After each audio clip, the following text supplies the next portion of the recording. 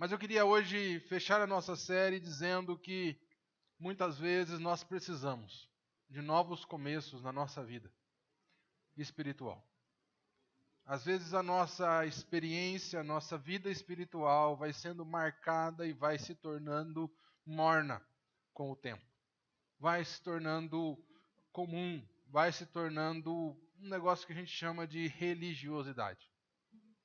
É um tempo na nossa vida em que a gente se acostuma com Deus. A gente se acostuma com ir à igreja.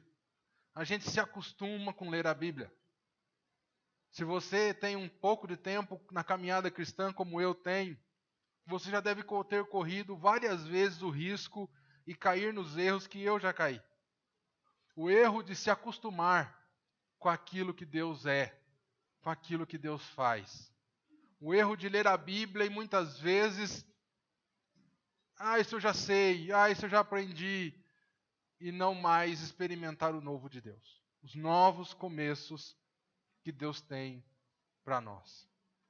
Uma outra causa que muitas vezes não nos deixa crescer espiritualmente, trazendo para a ilustração do andar de bicicleta, que não nos deixa andar de bicicleta sozinho, às vezes não são as rodinhas, às vezes é o medo dos tombos que nós já levamos.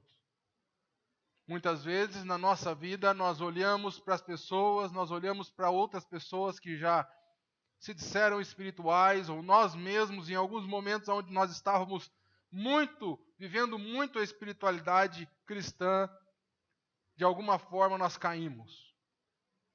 Às vezes nós já estávamos ensinando outras pessoas e caímos.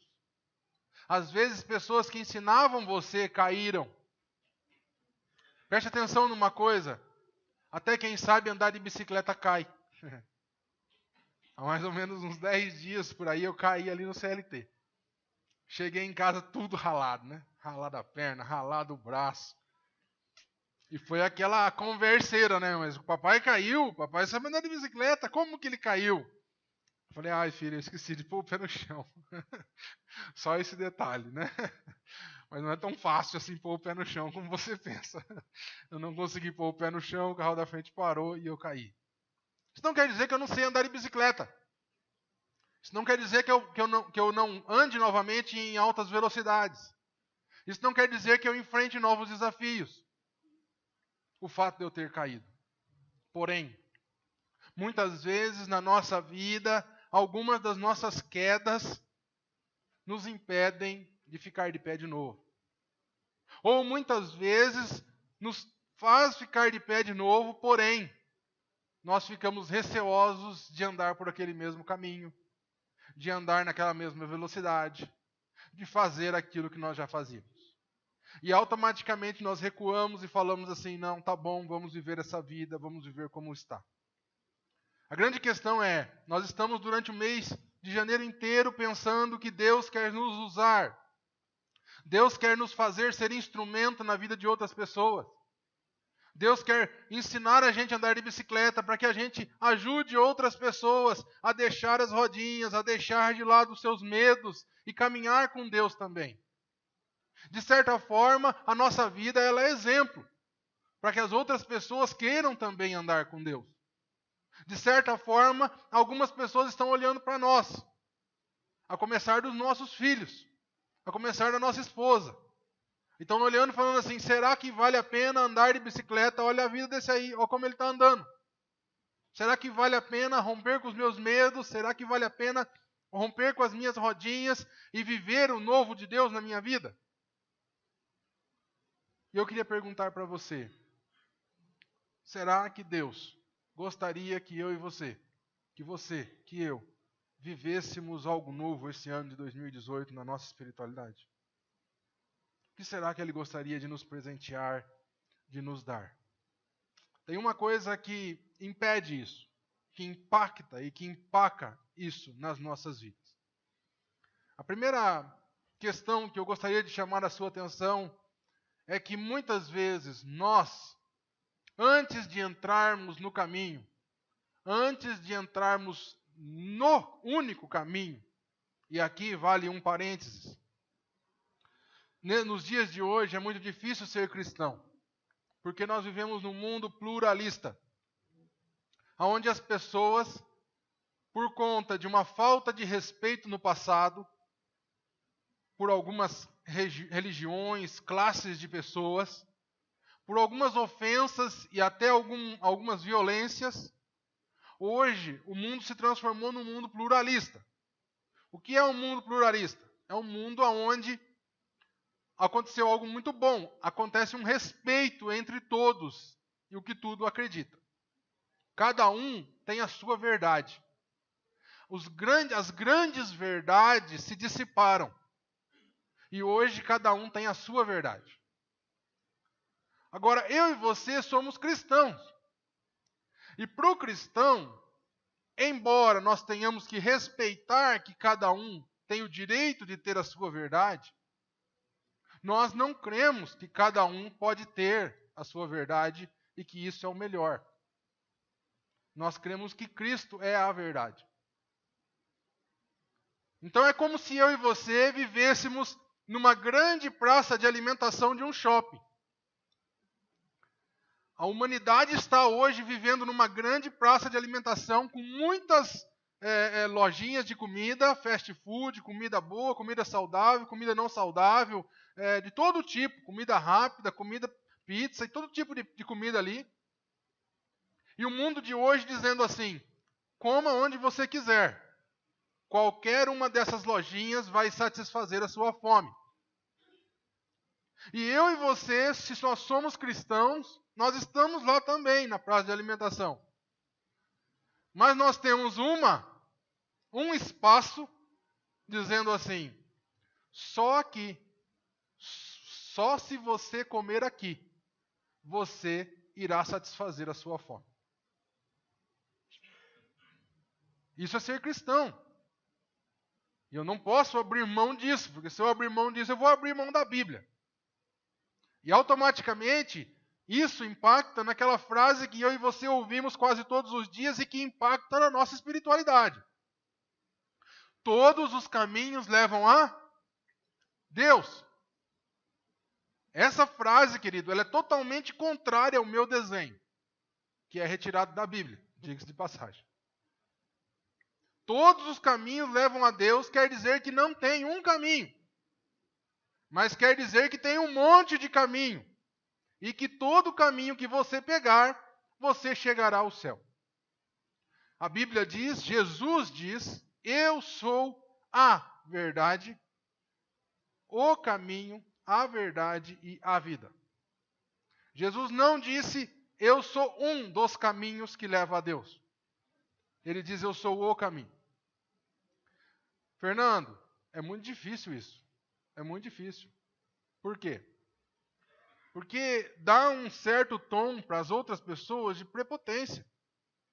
Dá um certo tom assim, mas como é que você sabe que a sua loja de comida é aquela que vende a única comida que me sacia?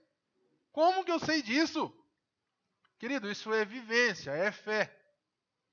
O que nós cristãos precisamos aprender com os nossos irmãos que erraram no passado é que nós não temos o direito de desrespeitar a fé do outro. Nós não temos o direito de desrespeitar o que o outro acredita e quer para a sua vida. O fato de nós sabermos o que nós estamos oferecendo ao mundo e crermos que isso é o único caminho, não pode nos fazer e nos levar a desrespeitar o outro. Então esse é um ponto. O segundo ponto mas também a minha espiritualidade não pode ser afetada por outro. O que é isso? É quando eu não deixei de gritar na praça de alimentação e de ofender as pessoas que estavam comendo nas outras lojinhas. Respeitei a opção de cada um de comer nas outras restaurantes. Mas também deixei de acreditar plenamente e deixei de compartilhar com as pessoas do jeito que eu precisava compartilhar, de que aqui o cristianismo, a fé cristã, Jesus Cristo é o único caminho. Porque aí eu vou aceitando, vai acontecendo um negócio na religião que a gente chama de sincretismo. Eu vou abrindo mão e eu vou dizendo para a pessoa assim, olha, fala o seguinte, come um pouco lá e um pouco aqui. Come um dia lá e um dia aqui. E pior, às vezes eu vejo que as pessoas não querem comer no meu restaurante. E eu começo a fazer o prato que vende no restaurante do lado. E aí o restaurante que teria a única comida saudável para saciar a fome do homem, começa a oferecer uma comida que não resolve o problema. E aí costumo dizer que isso é pior. É pior você estar comendo uma comida ruim num restaurante que você não sabe o que é, do que você estar comendo uma comida ruim num restaurante que era a salvação da humanidade. Porque isso faz com que você perca a esperança. Quando nós cristãos não vivemos a espiritualidade do jeito que nós precisamos viver, quando a igreja brasileira não vive a espiritualidade do jeito que ela tinha que viver, ela queima o cartucho. Porque pessoas que por ali passaram e por ali se alimentaram e que deveriam ter encontrado a água daquele que nunca mais tem sede, a comida daquele que nunca mais tem fome, a restauração, a transformação, o novo de Deus, não encontrou. E quando você convida de novo para que aquela pessoa se aproxime de Cristo, esteja perto de Cristo, ela diz assim, não, eu já fui. Não, eu já estive. Não, eu já sou. Eu já sou cristão, eu já vou numa igreja. E muitas vezes essa confusão entre religiosidade e espiritualidade cristã, ela faz com que pessoas não experimentem o novo de Deus. A minha religiosidade, quando eu me acostumo com aquilo que eu estou vivendo, com o meu jeito. E eu coloquei aqui as setas, né? Você tem uma grande religião que você vê acontecendo durante a Bíblia, no Antigo Testamento todo, que a gente pode chamar de religião, que é o judaísmo. E você tem inúmeras religiões aqui criadas pelo homem. O judaísmo você pode até colocar que tem uma base divina e uma base bíblica, por quê? Porque as leis dos rituais e do que iria acontecer no judaísmo foram dadas por Deus e foram construídas em parceria com Deus. Porém, o judaísmo em si só não é o caminho que leva a Deus. Esse foi o maior erro do povo de Israel. O povo de Israel errou por achar que o simples fato dele nascer entre os judeus, do menino ser circuncidado, deles terem a marca de serem um povo de Deus, deles irem à igreja, simplesmente isso os salvaria. E por várias vezes, eles esqueceram de viver o relacionamento com Deus e começaram a viver a religião. E pior, por várias vezes eles trocaram o relacionamento com Deus pelas religiões dos outros povos.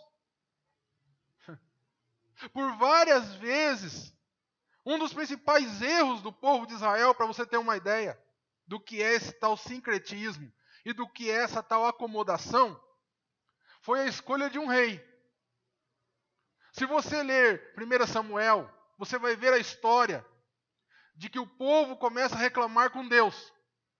A reclamação que o povo faz é: todos os outros povos têm reis, têm um governante sobre eles, e nós não temos. Nós queremos rei. Só que rei, um homem reinando sobre o povo, era uma história, um jeito de ser pagão, um jeito de ser gentil, um jeito de ser de gente que não tinha Deus reinando. Como aquelas pessoas não tinham Deus reinando, elas precisavam de um homem reinando. E o povo de Israel foi chamado por Deus para ser diferente. Então o povo de Israel tinha um jeito diferente de ser. Era Deus reinando, era uma teocracia, não uma monarquia. Mas o povo, por não viver a espiritualidade do jeito que tinha que viver, olhou para os outros povos que tinham outras religiões, que tinham outro jeito de viver a vida e falou: quero ser igual a ele. Eu não quero ser do jeito que Deus quer, eu quero ser igual a ele. Deus diz para o povo: olha, Samuel fica irritado, fica triste, uma série de questões. E Deus diz: olha, se vocês forem terem reis, olha os problemas aqui, ó. E listou uma lista de problemas. Tentando mostrar para o homem, para o povo de Israel, para o povo escolhido de Deus: olha, se vocês for ter rei, vai dar problema. O povo olhou para Deus e falou assim: não importa, nós queremos rei. Quantas vezes na minha e na sua vida isso não é assim? Quantas vezes quando a gente olha para a igreja brasileira, a gente não vê isso? Um olhar que para de viver a espiritualidade com Deus e começa a olhar para o outro. Começa a olhar para a casa do vizinho, para o país vizinho, para o jeito da empresa do vizinho. Quantas vezes? Ah, mas a outra empresa faz assim, por causa disso ela tem um pouco mais de lucro do que eu. Mas Deus, a minha caminhada com Deus, eu não faço assim. Eu quero fazer assim também. E afinal de contas, assim eu vou ter mais lucro. E nós começamos a copiar um jeito de ser, a sincretizar atitudes, a aceitar algumas atitudes na nossa vida que vão contra a vontade de Deus. Porém, nos deixa mais confortáveis, nos deixa mais confiantes às vezes e nos equipara aos outros. E o povo de Deus sofreu, querido. Deus não abandonou o povo dele. O primeiro rei, Saul, foi um rei que misturou as espiritualidades. Se você um dia quiser estudar a respeito de um homem que misturou as coisas, foi Saul. Saul foi o primeiro rei de Israel. A Bíblia diz que Saul, quando foi ungido por Deus, foi cheio do Espírito de Deus. Naquela época não eram todos os homens que eram cheios do Espírito de Deus. Agora em Jesus todos nós podemos ser, mas no Antigo Testamento somente 3 classes de pessoas eram escolhidos por Deus e eram representantes de Deus na terra: o sacerdote, o profeta e o rei. O rei Saul, então, é ungido por Deus e é cheio do Espírito de Deus. Mas a Bíblia diz que em um determinado momento Saul fez o que era mal contra os olhos do Senhor. E o Espírito de Deus foi retirado de Saul. E aqui eu tenho um alerta para te dar. Quando a casa está vazia, qualquer coisa pode entrar. O maior problema da humanidade muitas vezes não é ficar sem Deus e ficar com um vazio interior, mas é ficar cheio de mal, cheio de espíritos malignos. Esse espaço que existe em nós, espiritual, ele pode ser populado, ele pode ser habitado pelo Espírito de Deus, mas ele também pode ser habitado, populado, oprimido, possuído por espíritos do mal. A Bíblia diz que Saul, quando saiu o Espírito de Deus dele, a Bíblia diz isso, o espírito do mal entrou nele. A Bíblia diz que Davi, por isso que o louvor é tão usado por Deus, a Bíblia diz que quando Davi tocava a harpa, o espírito maligno saía de Saul. O poder do louvor. E Saul se sentia bem. Saul era possuído tão grandemente pelo mal que por várias vezes ele lançou objetos sobre Davi, tentando o matar. Eu e você estamos no meio e vivendo essa vida e em torno de nós. E Paulo diz muito seriamente, dizendo que nossa luta não é contra a carne ou sangue, mas contra principados e potestades espirituais. A primeira coisa que você não deve fazer é subestimar o mundo espiritual. Você não deve subestimar o que acontece no mundo espiritual. Você também não deve superestimar e achar que tudo é espírito, tudo é maligno, tudo é o diabo e tudo essas coisas aí. Uma visão equilibrada, um cristianismo sadio, é você crer que você e eu, nós temos um espaço reservado por Deus para que o Espírito de Deus habite em nós. E que todo cristão tem esse espaço preenchido. E todo não cristão, Fernando, então está cheio do mal? Não, não necessariamente. Pode ser cheio do mal? Sim, pode ser cheio do mal. A Bíblia é clara nisso. A Bíblia diz que Jesus expulsou muitos espíritos malignos, tá? Isso pode acontecer. A grande questão é que muitas vezes nós subestimamos, nós colocamos o mundo espiritual como algo que não existe. E muitas vezes nós corremos o risco de apanhar, e apanhar feio por conta disso.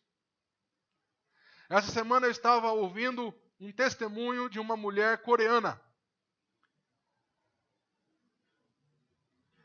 E o testemunho dela era o seguinte.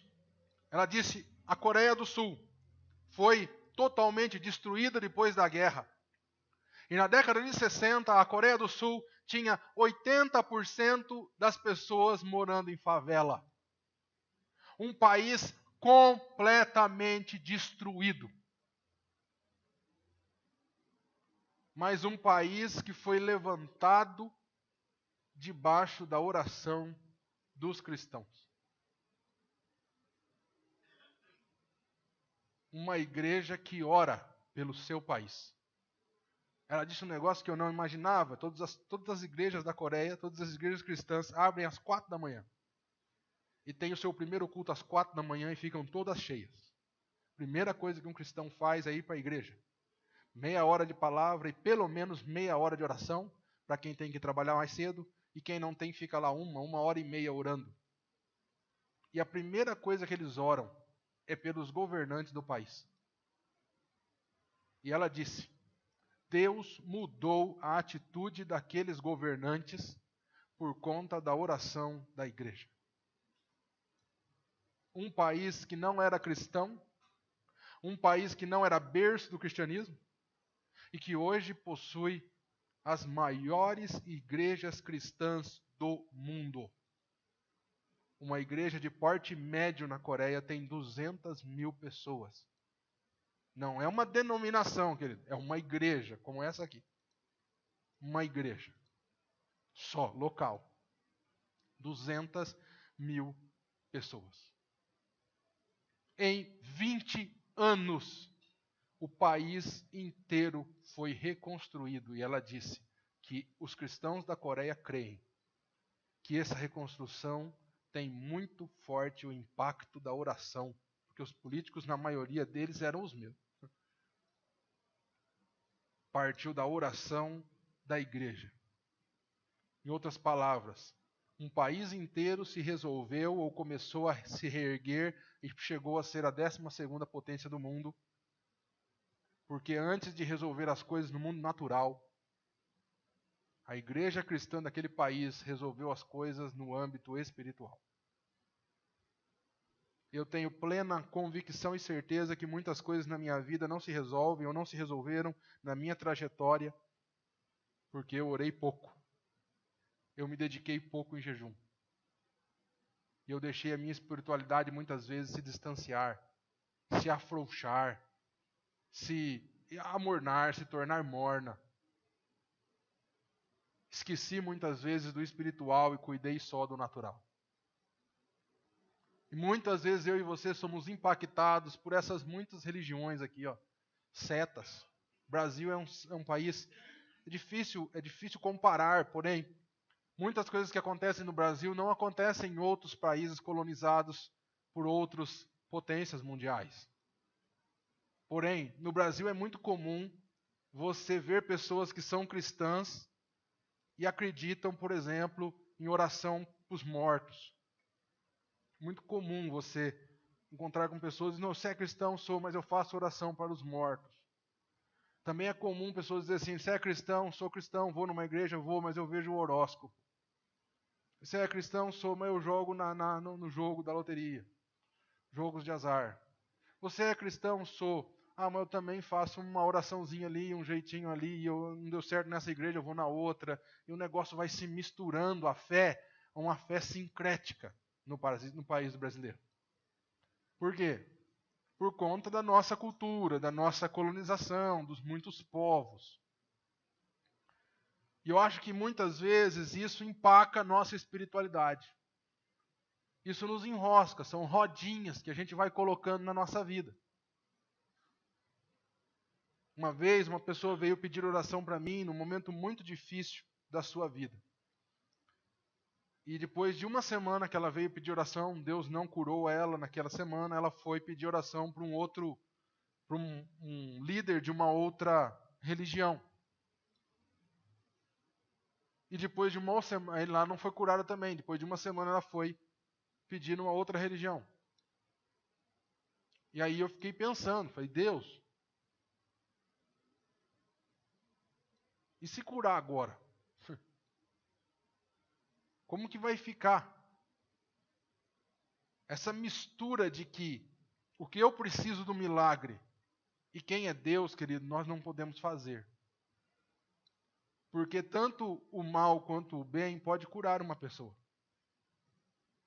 Não é porque aconteceu algo bom na minha vida que isso veio de Deus. É isso que nós temos que entender. Não é porque acontece algo que está doendo na minha vida que isso não vem de Deus. A nossa espiritualidade, ela tende a misturar as coisas. O texto que eu vou ler aqui é um texto duro, difícil. E eu peço a você que se você tiver alguma dificuldade de entendê-lo, por favor, durante a semana me procure. Mas eu gostaria de compartilhar um texto que está em Apocalipse, capítulo 3, do verso 14 ao 22. Apocalipse capítulo 2 e capítulo 3 são cartas que Jesus envia, que Jesus dá a mensageiros às igrejas, já no final do ministério de João na ilha de Patmos. Depois de 70, 80 anos de cristianismo, a igreja já tinha feito muitas coisas, já tinha se expandido. E Jesus então envia cartas a 7 igrejas. 2 igrejas, ele envia mais elogios do que críticas. E as outras 5 igrejas, ele envia mais críticas do que elogios. E para a igreja de Laodiceia, querido, ele envia só críticas. Ele só tem críticas a fazer. E eu então queria compartilhar com você como uma igreja cristã que foi espiritualmente sadia, cresceu na fé, se tornou morna e morreu diante de Deus. Como que se troca uma espiritualidade cristã por uma religiosidade morta. Como aquelas pessoas iam para a igreja todos os dias, mas esqueceram de Jesus. Pensa numa igreja, olha a cena. Pensa numa igreja que está fazendo a sua reunião aqui e Jesus está do lado de fora. Uma igreja cristã que prega Jesus, que faz tudo em nome de Jesus, porém Jesus não está dentro dela. Esse é o cenário da igreja de Laodiceia. Tem alguma coisa aqui, Edgar, fazendo um tec-tec, mas vamos lá. Apocalipse 3, do 14 ao 22, preste atenção. E ao anjo da igreja de Laodiceia, escreve: Isso diz o Amém, a testemunha fiel e verdadeira, o princípio da criação de Deus. Conheço as tuas obras, que nem és frio e nem quente, quem dera fosses frio ou quente. Assim, porque és morno e não és frio e nem quente, vomitar-te-ei da minha boca. Como dizes, sou rico e estou enriquecido, e nada tenho a falta, e não sabes que és um desgraçado, miserável, pobre, cego e nu. Aconselho-te, diz Jesus, que de mim compres ouro provado no fogo, para que te enriqueças, e roupas brancas para que te vistas, e não apareça a vergonha da tua nudez, e que unja teus olhos com colírio para que vejas. Olha o que Jesus diz, querido, eu repreendo e disciplino a todos quantos amo. Sê, pois, zeloso e arrepende-te. Eis que estou à porta e bato. Se alguém ouvir a minha voz e abrir a porta, entrarei em sua casa, e com ele cearei, e ele comigo. Ao que vencer, lhe concederei que assente comigo no meu trono, assim como eu venci e me assentei com meu Pai no seu trono. Quem tem ouvidos, ouça o que o Espírito diz às igrejas. Feche seus olhos agora, vamos orar mais uma vez. Pai, em nome de Jesus, a Tua palavra precisa encontrar o nosso coração como um terreno fértil. Que o Teu Espírito agora tenha liberdade de falar ao meu e ao seu coração a partir desse texto, a partir da Tua palavra, e nos abrir os olhos para aquilo que o Senhor quer na nossa vida. Em nome de Jesus. Amém e amém. Algumas informações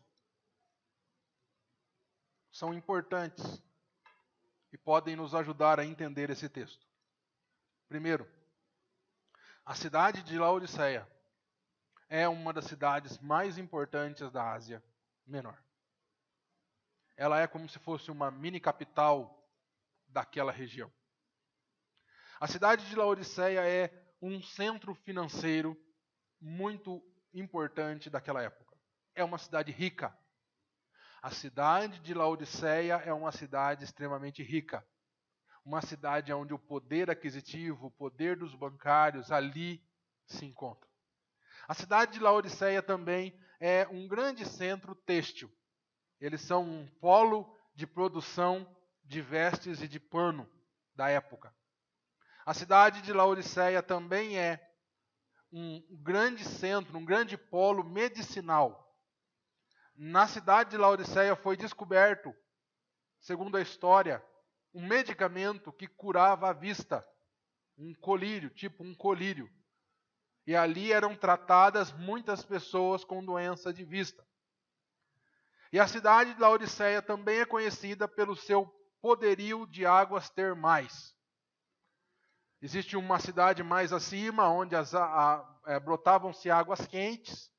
Essas águas desciam, e quando chegavam em Laodiceia, as águas eram mornas, tipo as termas, que tem aí em várias cidades. Águas termais, águas que brotam em uma temperatura. Muitos acreditam, inclusive, que essas águas mornas curam doenças. Então, a cidade de Laodiceia, ela é conhecida como um grande centro, uma cidade poderosa, que recebe muitas pessoas, ou para trabalhar, ou para comprar, ou para serem curadas, ou até para a questão do turismo. E a igreja de Laodiceia, uma igreja plantada naquele lugar, uma igreja cristã, que aos poucos ela foi tomando a forma da cidade. Quando eu vejo aquele tema ali do encontro de adolescentes, eu fico pensando que aquilo é uma realidade, que nós, igreja, precisávamos ter todos os momentos na nossa casa e na nossa vida. A cidade na qual nós estamos está em perigo. E nós, igreja, precisamos influenciar a cidade. Nós precisamos transformar a cidade na qual nós estamos inseridos. Porque se nós não fizermos isso, nós seremos transformados por ela. A igreja de Laodiceia se deixou se acostumar com o que acontecia na cidade. A cidade se sentia poderosa, a cidade se sentia rica, e a igreja de Laodiceia também começou a se sentir. Tenho comigo que o nosso país passou por isso há 10 anos atrás. O nosso país acreditou que estava crescendo, que estava se tornando poderoso, que ia se tornar uma grande nação. E eu acho que tinha realmente bons indicadores para acreditar nisso. E eu não vejo erro nenhum em os governantes ou alguns empresários acharem que isso ia ser a diferença do nosso país. O problema que eu vejo é que a igreja brasileira também achou. A igreja brasileira esqueceu-se de quem é que faz a mudança na história de um país. Muita da igreja brasileira se envolveu com os políticos, apoiou os políticos. Diga-se de passagem, recebeu dinheiro dos políticos, acreditando que o que ia fazer diferença no nosso país era a nossa condição social, estrutural, física, biológica, sei lá o quê.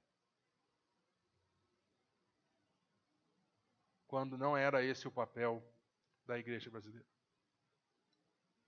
A igreja, quando toma moldes da sociedade, ela deixa de influenciar e ela passa a ser influenciada. Isso é um problema. Isso é um problema que muitas vezes empurra Jesus para fora da igreja. Quando Jesus escreve assim, eu estou à porta e bato. Ele está dizendo para aquela igreja, olha, eu estou aqui do lado de fora da vida de vocês. Vocês me colocaram do lado de fora. Vocês se tornaram uma igreja poderosa. Vocês se tornaram pessoas ricas. Vocês se acham, inclusive, tudo isso. Mas eu vou dizer uma coisa. Eu estou do lado de fora da sua vida. Escolhas. Muitas vezes, na nossa fé cristã, nós abrimos uma bifurcação. E nós fazemos escolhas duplas. Nós pisamos nos dois caminhos. Nós pisamos no caminho de Jesus, mas nós também pisamos no outro caminho. Eu vou dizer uma coisa, uma hora, querido, a abertura das pernas vai indo, vai aumentando, vai aumentando. Ou nós tiramos a perna de um e corremos para outra, ou a gente se arrebenta tudo. O que Jesus está dizendo para a igreja de Laodiceia é, você foi abrindo a perna, pisando lá e pisando cá, pisando lá e pisando cá. Uma hora da sua vida, você parou de pisar lá, começou a pisar aqui. E agora eu estou falando com você, 80 anos depois de Jesus ter vindo na terra, 90 anos depois, dizendo assim, igreja cristã na cidade de Laodiceia, vocês estão longe de mim.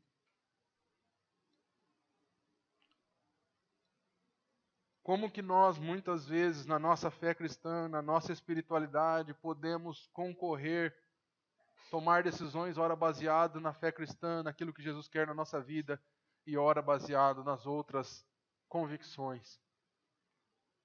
A primeira coisa que eu queria dizer para você nesse texto é que nós precisamos entender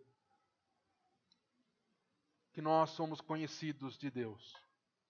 Deus conhece as minhas obras. Quando eu preguei aqui sobre o texto anterior da igreja de Sardes, em setembro, eu disse isso também. Deus me conhece. Deus te conhece.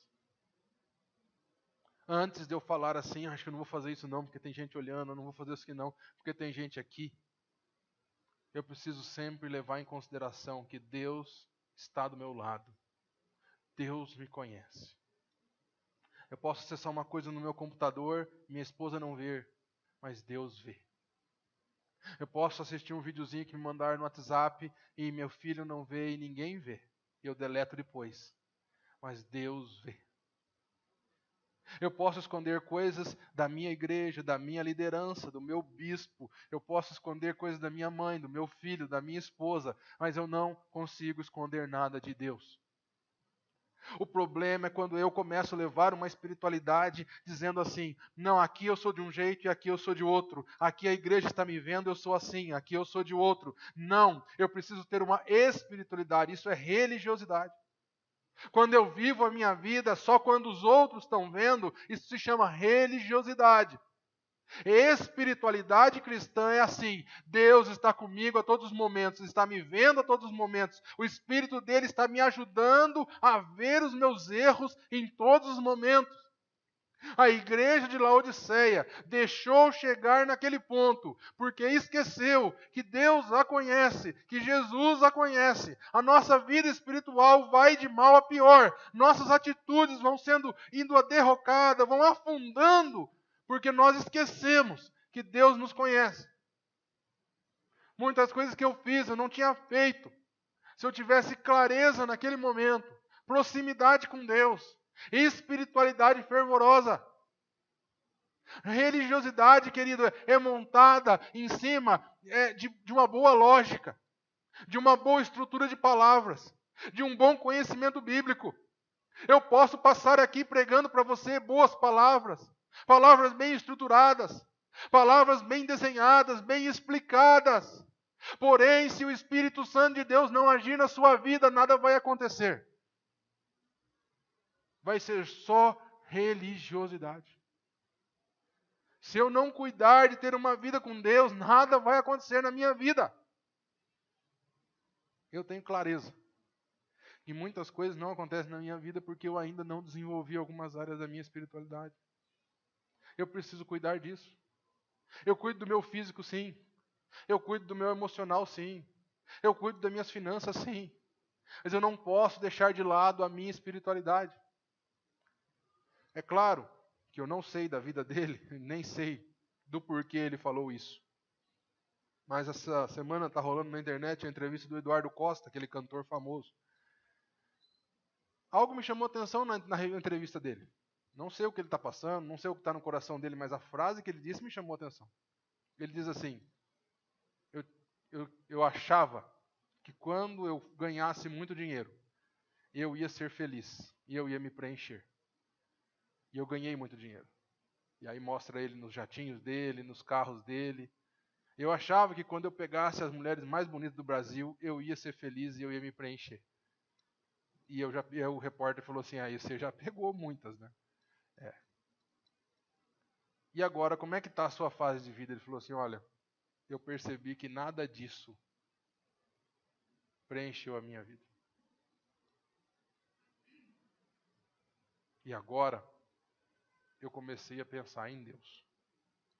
Porque eu acredito que só Deus vai resolver o meu problema. Como é que ele vai fazer para isso? Se está fazendo, eu não sei, não estou pedindo para você seguir o que ele... Estou apenas te dando uma dica de algo, de alguém que já viveu o que muitas vezes nós estamos querendo viver. Alguém que já tem aquilo que muitas pessoas estão perseguindo ter. E estão fazendo besteira para ter. E que está dizendo com a sua própria testemunho, dizendo assim: olha, não valeu a pena. Não é como eu acreditei que era. Está na internet, pode procurar. Eu e você precisamos entender que somos conhecidos de Deus. Deus sabe das nossas limitações. Eu me lembro das primeiras vezes que Deus foi me dando oportunidades para pregar, e um dos grandes questionamentos que eu tinha é: mas Deus, o Senhor sabe minha vida, o Senhor conhece minha vida, eu não vou pregar não.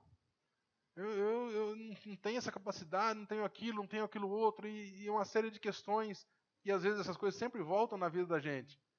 Não tinha outro para mandar, tem que ser eu. Por que eu? Tanta gente boa aí, Deus. Por que tinha que ser eu? Essa frase também precisa acender na nossa vista nesses momentos. Se Deus está te querendo usar para fazer algo, querido, Ele te conhece. Ele te conhece. Ele conhecia Judas. Ele conhecia Pedro. Ele conhecia Paulo. Ele conhecia todos os homens de Deus usados na história. Ele conhecia. Ele conhece a nossa estrutura. Ele sabe quem você é. Ele sabe o que você fez, o que você deixou de fazer. O problema não é o que você é, o que você fez, o que você deixou de fazer. O problema é você ter essa clareza. Deus me conhece. E daqui adiante você vai ver um negócio mais interessante.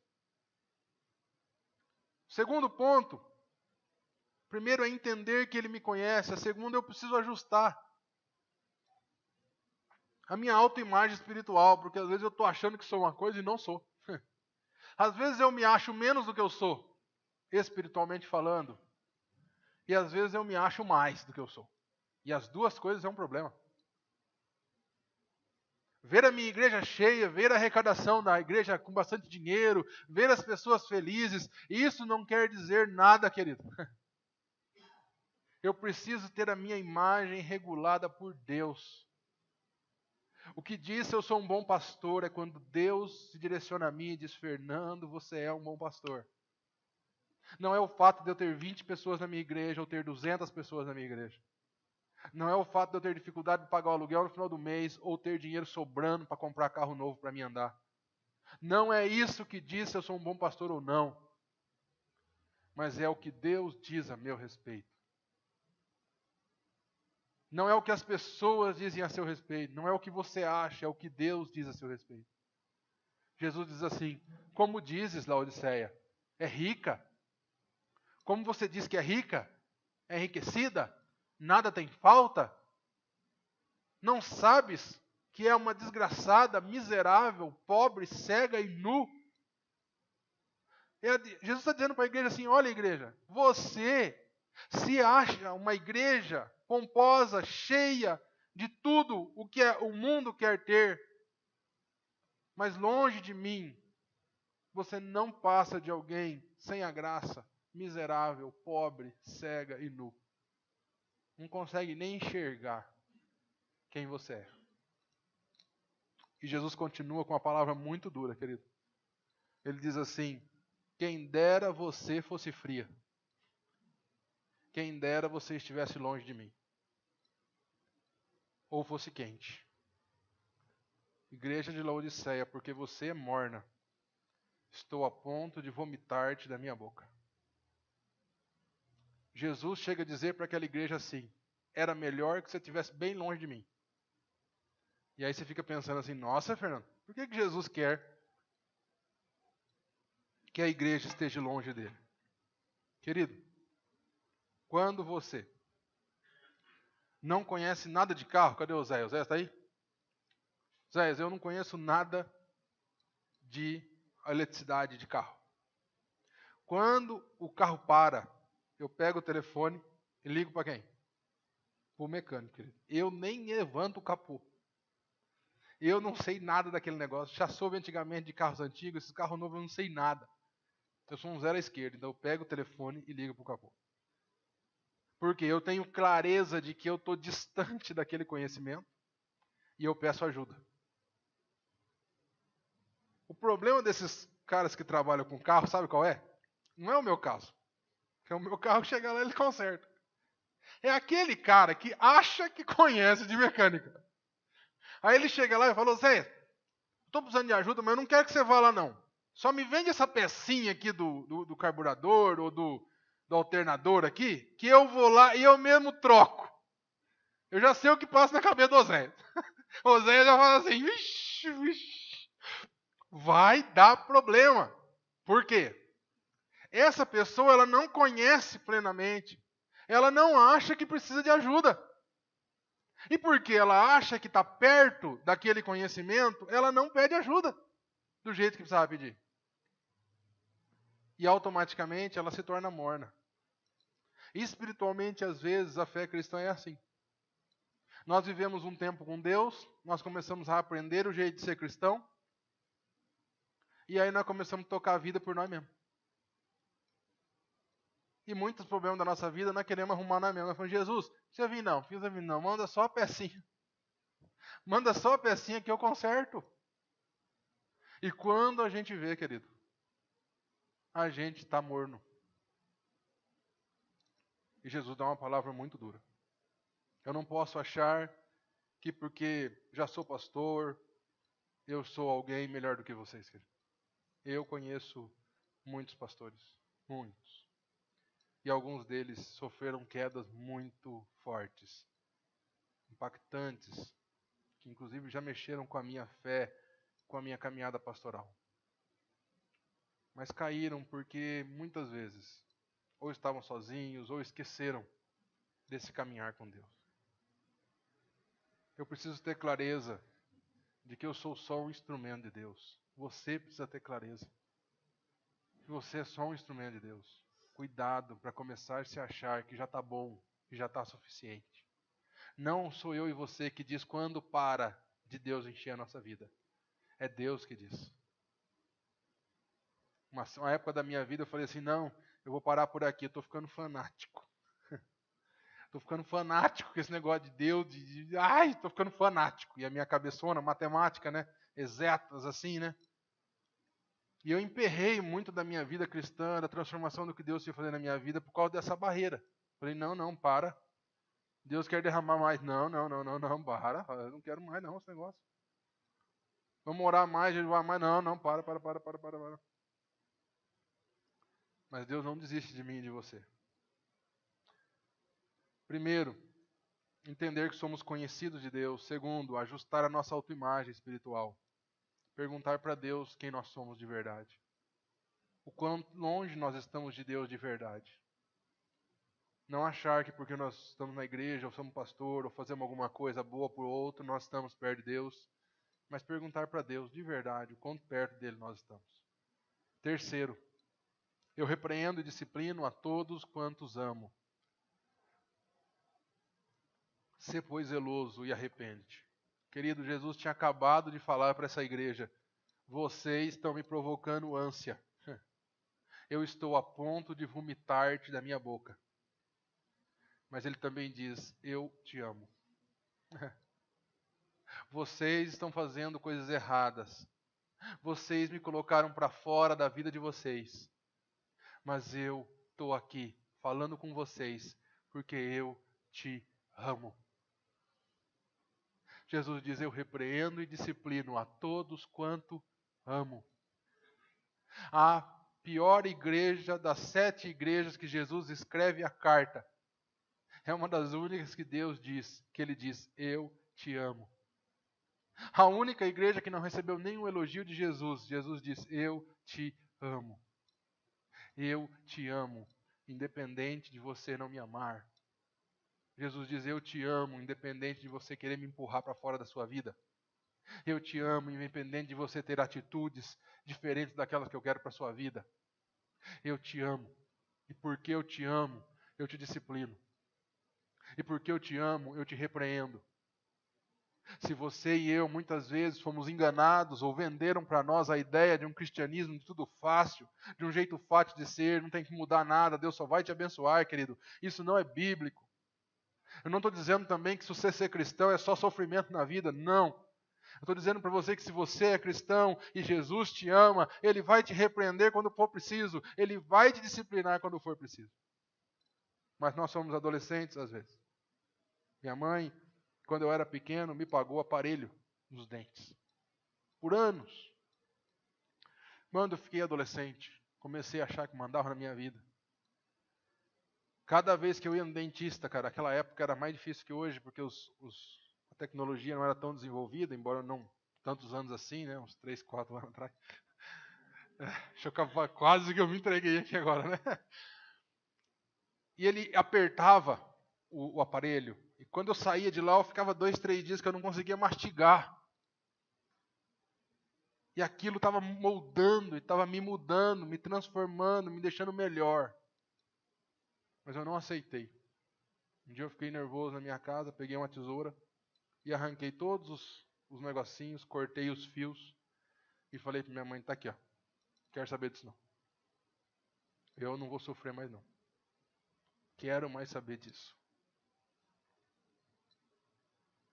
Ela ficou brava, mas entendeu, falou, bom, você não quer.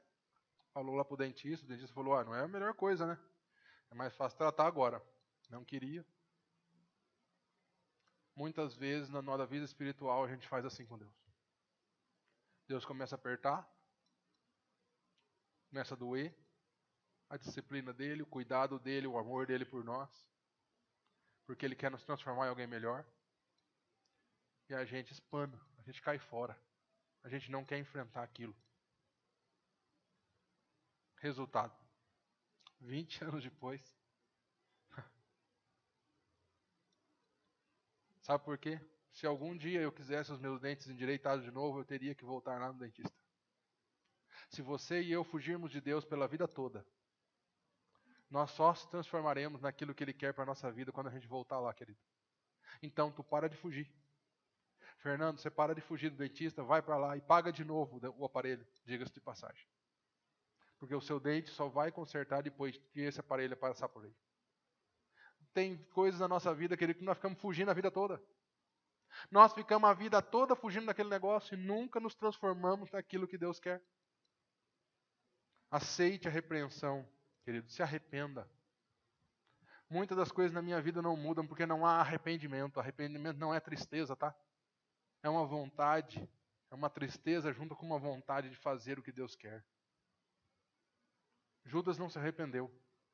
Judas foi e se matou. Judas sentiu foi remorso de ter traído Jesus.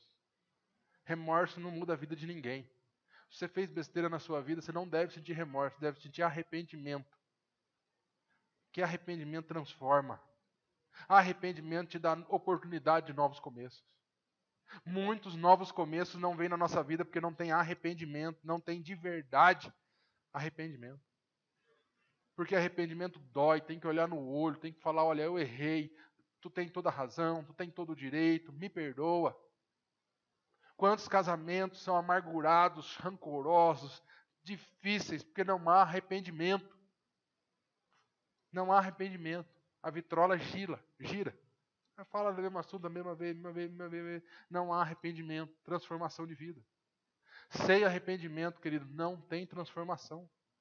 Jesus está dizendo aqui, olha, ser zeloso, cuidadoso com as minhas coisas, faz o que eu estou te pedindo e arrepende-te, porque eu te amo. Se Deus te chamar a atenção em algum momento, querido, é porque Ele te ama. Se Deus te chamar para uma conversa de disciplina, é porque Ele te ama.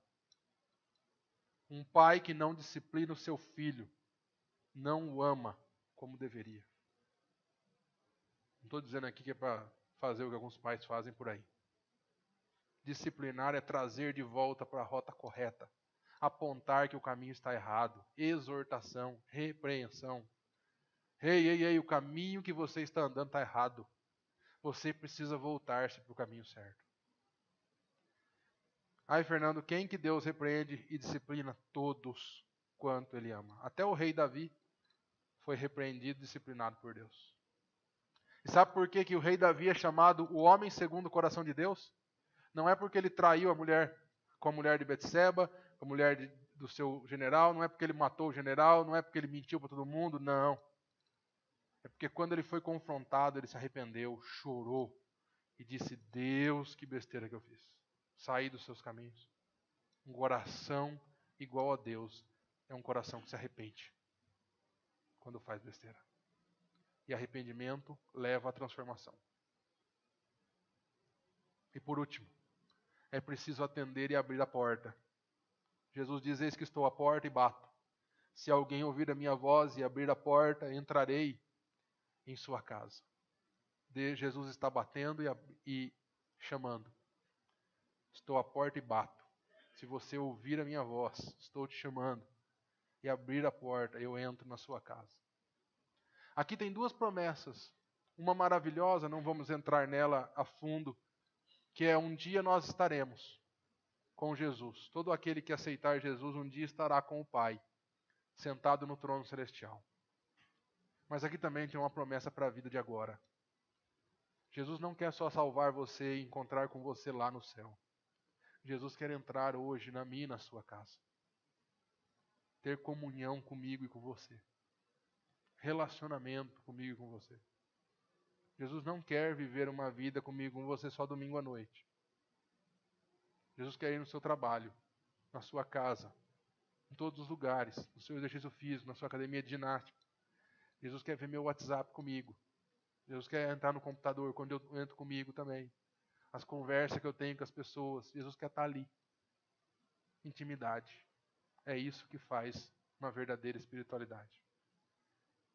Vida com Deus sem intimidade se torna religiosidade. Morno. Vida com Deus é vida quente, é vida fresca. Eu e você precisamos cultivar mais isso. Lembra da nossa planilha? Vamos terminar com ela? Vamos fechar ela? Se você não escreveu, escreva. Guarde ela. Sonhos que você tem para o seu ano. Coisas que você gostaria que Deus fizesse, se tornasse realidade. Na sua espiritualidade. Que rodinha que você precisa tirar fora. Que enrosco que você está. Que achismo. Que falta de arrependimento. Como que isso vai contribuir para o projeto de Deus? Que atitude você tem que tomar agora, hoje, amanhã, para que isso aconteça? Quero orar por você.